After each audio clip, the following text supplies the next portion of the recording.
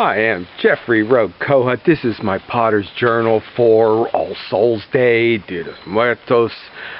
We've got a kiln opening today with the little shots and the skull pots of many different kinds, actually, more than just the shots this year. They're nice, very popular this time of year, but also year-round appeal to them. Also, it being baking season in the fall, start to move into the house. And we're going to put one of my pizza nut roll pans, but we're going to put pumpkin bread in it. I will share my secrets for turning any pumpkin bread recipe into something outstanding. My version is called Pumpkin Jumble Bread. Okay, a little bit of the hints for that will be in the video. Okay, let's see what's in the kiln today. I am so excited about what's in the kiln today. Guess what I'm going to go for first? Okay, it is fall. It is that time of the year. We got Dia de Muertos coming up, or did it already pass? Where'd my calendar go? Okay, here we've got the happy skull with the Pennsylvania tulips on it. I did a couple videos on this. There's more of these down in the bottom, but I managed to get one. I managed to get one here in the top of the kiln. Look at his eyes. Look at his eyes. One in the top of the kiln so I could see if it turned out. I fit this stuff around, under and around. Did you think I was going for this first? Under or around? Okay, this big ball. And okay, I thought that was a crack, but the slip just separated. Not separated, but it has a run. It has a river in it. It has a river in it. So I carved the eyes and then put eyes in them, so they are coming alive. And that's what the holiday's about, remembering your ancestors. You know, last year I put a X on the back of these. Which way should it go? Remembering your ancestors, maybe the heart. Maybe the heart is right.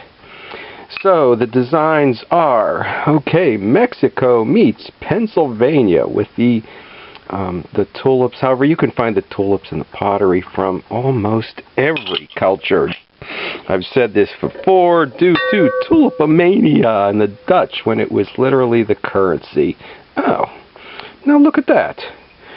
How could I have not noticed that when I was dipping it in the slip, when I was carving the skull? It must have happened later. And it's not quite glazed in the split, so I'm always happy maybe if I could get one for a change.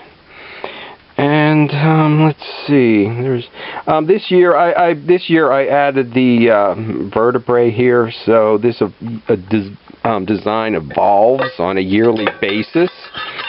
And no, I can't explain that. How could am I doing this so fast? I just did 400 of these for a wedding last summer. Am I doing this so fast now that I don't even see if I'm dipping it in the glaze? How did that happen? How did that happen? That's going to take our success rate down a peg. And here's one from last year that somehow didn't make it. Oh, no. It was a cup that was made earlier. So this is a different version on the cup. But this was carved at the same time. And with the slipware, I put my signature, since I do all the drawing, right on the side of the pot. And it is baking season. Baking season. So this is a giant bunt-like pan. Okay, the Slovenian Potichnica. You know, this is huge. This thing is huge. This summer I did a video on making one and another video on the decorating. And somewhere on here I made a mistake with the slip. But with all the dots on one of them, I counted, I forget, was it 400 or 600 some dots? With all the dots, you can't see, oh, maybe this is it, where too much came out of the bottle. So, with all the dots, any mistake is hidden in the galaxy. In the galaxy. And nice clean bottom. Because I don't take any chances. I put them up on the stilts. And the pumpkin jumble bread can come from any recipe, but mine comes from St. James Church, and the altering comes after that. I've never used it from the book. I've cut the eggs down to 2. I usually use winter squash. I've substituted margarine for oil. The water I've substituted for milk or stout, and sugar, I've always cut that down to a cup. That's way too much sugar.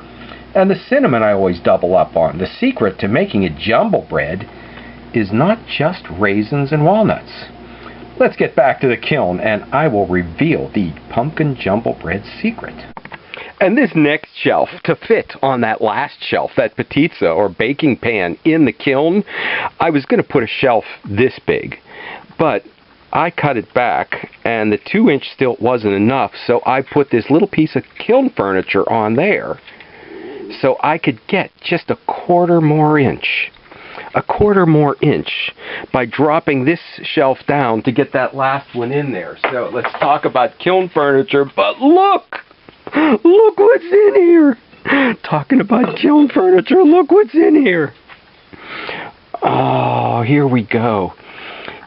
This year, you know, this slip, when the mugs on the top shelf are dipped in the slip and thin, this was a little bit thick. It was a little bit thick. It was hard to carve through the white to get to the underglaze. So it looks very different than they do on the side of the mugs. But Pennsylvania meets Mexico.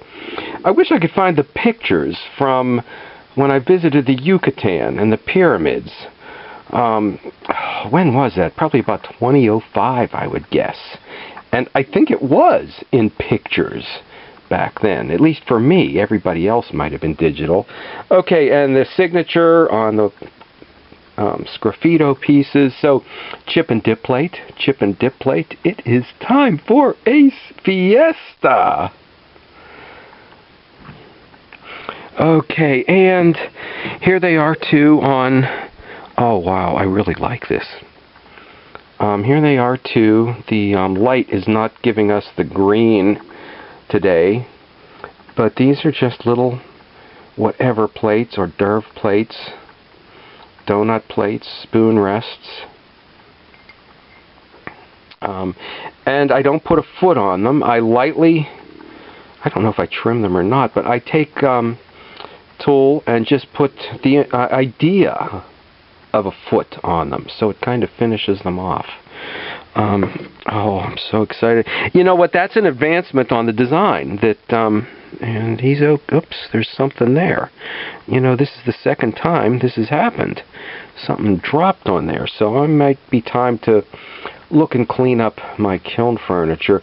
This was, I guess, the design I used 2 years ago with 3 or 6 skulls wrapping around, but this year I did add the vertebra, and and then this year I did add, okay, the tulips.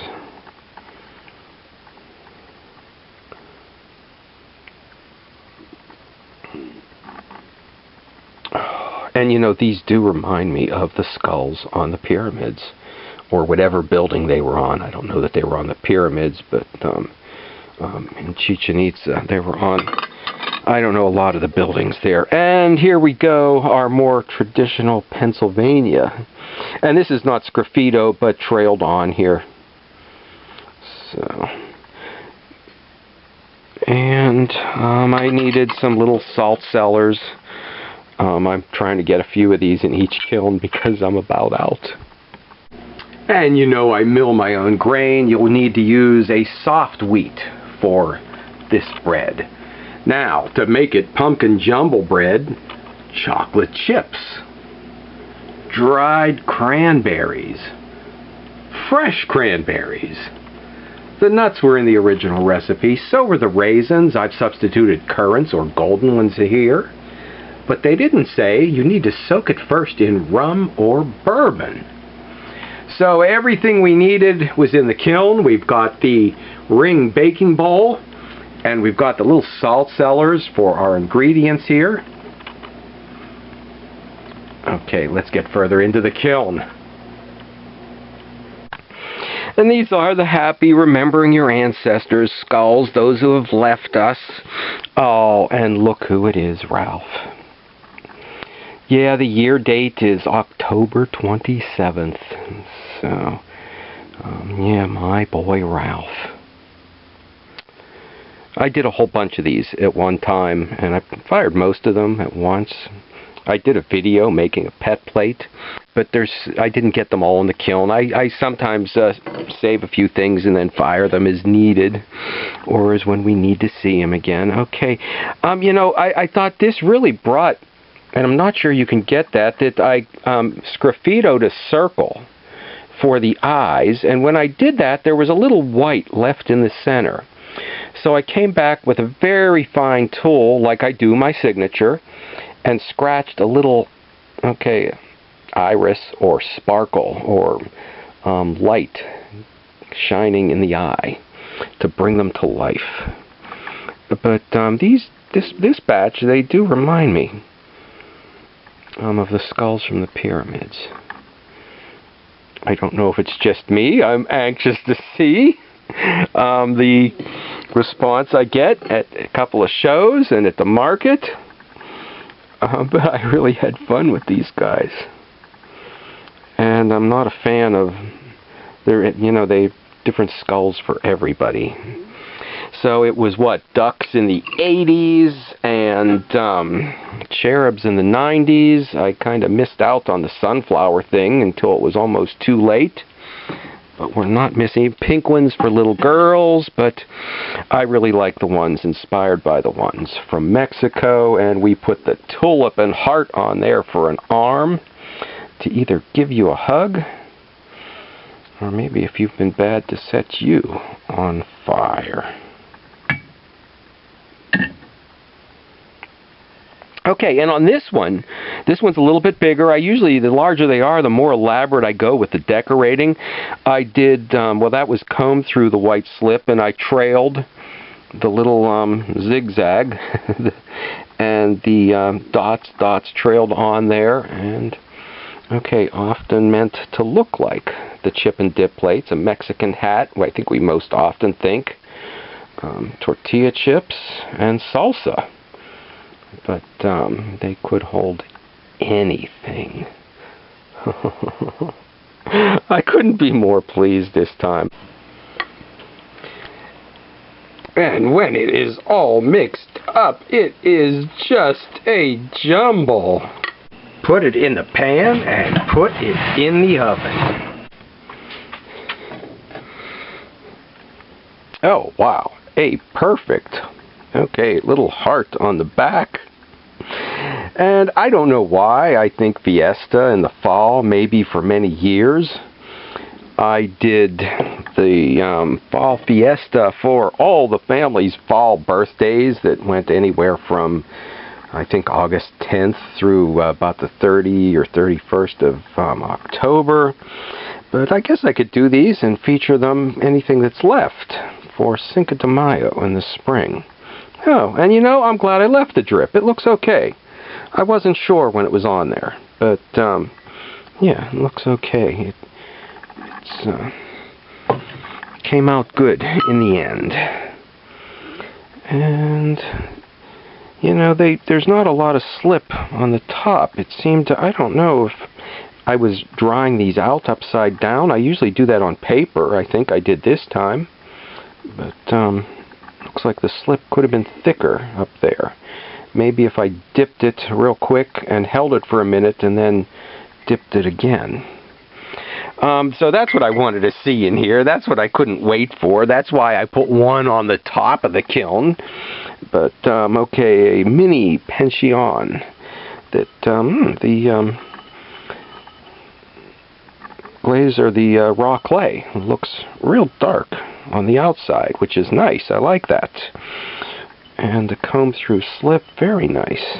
I made a series from small to very large, and surprisingly, I did sell them. That I would have thought they love the wavy bowls. Oh, a little drip, but they did go for those too. Maybe because I made a big display of all of them in every size. That when you get to the last one or two, sometimes it's harder to see them go. So, huge display of something always seems to catch people's eye.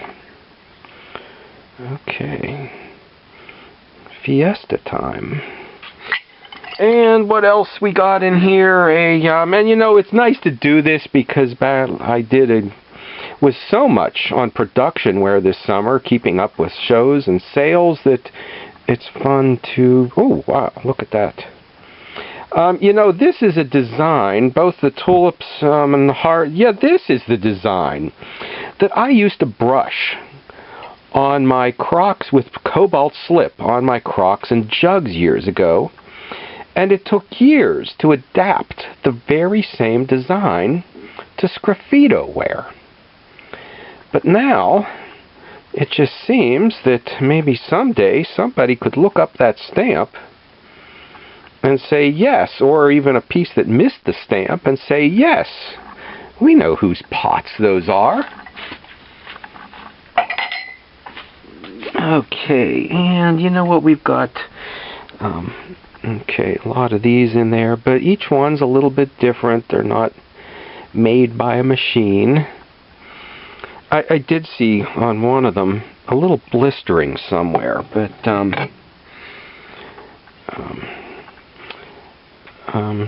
it was only on a couple, so we're okay. And okay, nice teeth. I don't know if last year I did the 3 lines on the handle. And what else? Oh, okay, we've got a little salt cellar. Mini version of the salt pig. Another one that, you know, it's just a kiln opening, but practically all of these things I've done videos of their making. So this one has the slip brushed on and then combed through and then little dots trailed on. So, okay. And 2 more to finish us out here. This one's a little bit smaller, the mug. I'll do another series. The next year I will have to do the whole skeleton. The whole skeleton. Or maybe we'll have to work the dog skeleton in. I do have Ralph's, still have some of his funeral cake put away. I don't know when we'll get it out in the freezer. So maybe next year we will have to work up the full skeletons, maybe put them on platters, or around a vase, or a vase. We'll see where we can take this next year.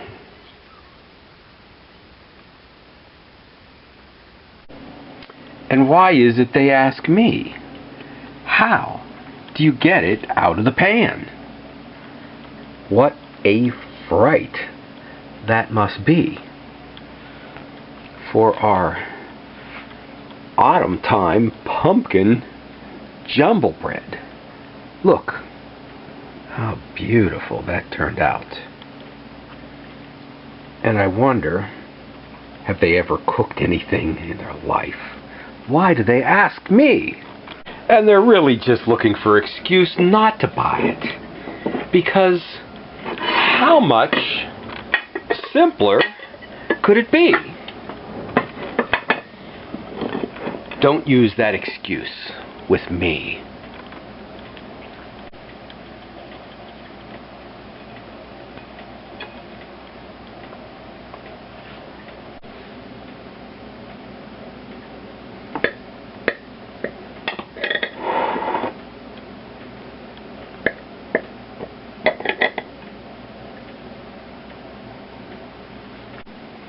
Stop back and see what comes out of the kiln and the oven next week.